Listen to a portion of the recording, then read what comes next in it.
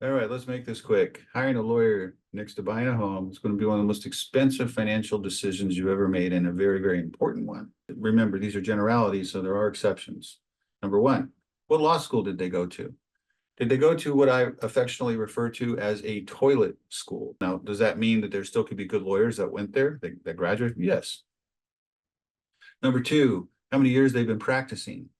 You don't want new lawyers handling important events. That's just the way it is. What about their website? Do they even have a website? A lawyer doesn't have a website is very suspicious to me. Okay, they don't have to, but it's weird. And how many wins do they have that are over $1 million? How many jury trials have they handled? How many times have they taken depositions by themselves? How many times have they been first chair counsel? These are questions that lawyers look at when they're evaluating each other. So you need to do that.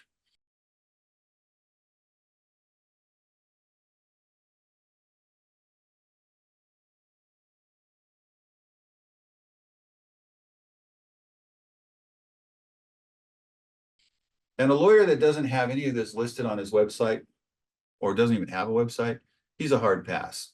I don't even want to, he's just Mr. Generality is what he is to me. What about the awards that they've earned? Like, for example, I'm in Super Lawyers. I got the top ranking from Martindale-Hubbell, one of the, if not the oldest and most reliable rating agency. You know, it's true, there are bullshit lawyer awards out there. The ones that are saying those awards are all bought and paid for are the same ones that don't have a single award at all. But Super Lawyers and Martindale-Hubbell, you'll find those awards listed on a bio at a big law firm. Next question is, did they even work at a big law firm coming out of law school? If you find a lawyer who's got big law firm experience, then he's already been selected by the most selective employers out there. You know, only about 10% of law school graduates, I'm sorry, can even get a job at a big law firm.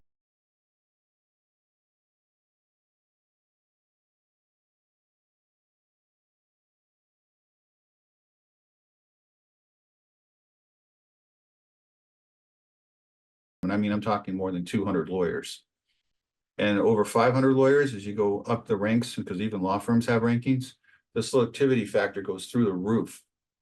They want people with a certain schooling, certain education level, certain grades, and they only take the top of the applicants that come out each year. So if they've worked in big law, that's a big deal. What about their personality? You know, you might be stuck with this guy for a year or two or three or four. You never know, maybe five. Is he a person that you like to work with? Is he friendly? You like talking to him? Or is he a distant, grumpy old dick? I mean, you know what?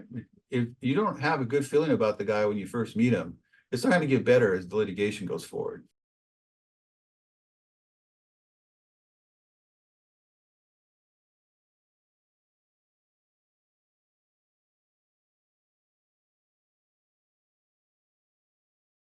How about their office? Do they have a low rent office that's maybe off the side of a freeway somewhere where you can hear the trucks flying by? Uh, you know, if they've been in business for a while, they ought to be able to have a decent office. They don't need to have necessarily be in the top of the top. No one's saying that, but you know, if they got a virtual office, that means they work from home.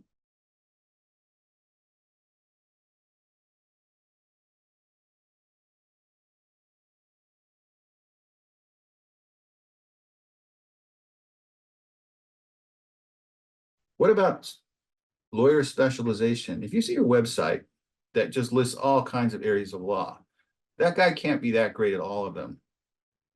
And he'll be eaten alive by specialists like me who specialize in certain things. And remember, a specialist in my book is someone who knows more and more about less and less. Big red flag when it goes all the way from medical malpractice all the way to trusts and estates and I don't know, representing you in front of the tax court for the IRS. They're just casting a wide net and hoping anybody that walks in the door, they can sign up. You don't want that. Are they eager to sign you up? That's a big red flag.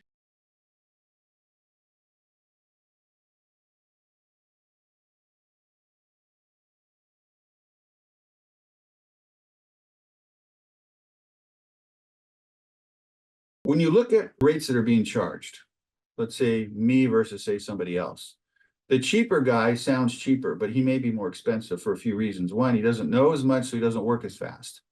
If you're hiring more expensive attorneys, they better be quick at their task. And they're supposed to give you billing records that show that, not some generalized entry that just says, worked on brief all day, 8 hours. If they have acquired a certain level of expertise, then they're not going to need a lot of time to do certain tasks. So they actually cost you less on a per task basis, even though they're a higher hourly rate. So be careful about just going off of hourly rates. But similar lawyers, similar abilities, the cheaper one, that could be a better deal.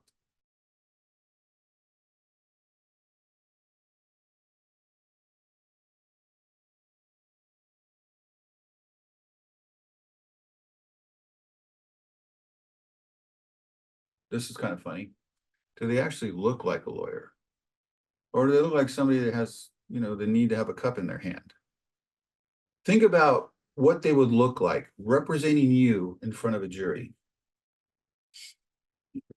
Your lawyer is you in the courtroom. So if they don't look like a lawyer, they look like some mountain man. And if you don't have one that looks the part, when he's standing there talking to the jury and he's trying to persuade them, he's already got a major strike against them because they do not see him as they would somebody who's better dressed, and therefore in their minds they equate with more confidence. So hope this is helpful. Remember, lawyers are like a box of sea candy. You don't know until you bite into it what you got. I'm not asking you to bite lawyers, but it's when you sign on the dotted line with them and now they represent you, it hurts your case to throw them out to get another lawyer right away. It does. It just causes trouble. People discern things from that maybe you're the problem. When you realize you got the bad lawyer and now you're shopping around looking for another one, the other lawyers get wary because they're thinking maybe it wasn't that attorney, maybe it's you, and I don't want to be stuck with a bad client either. Anyway, hope you enjoyed the video.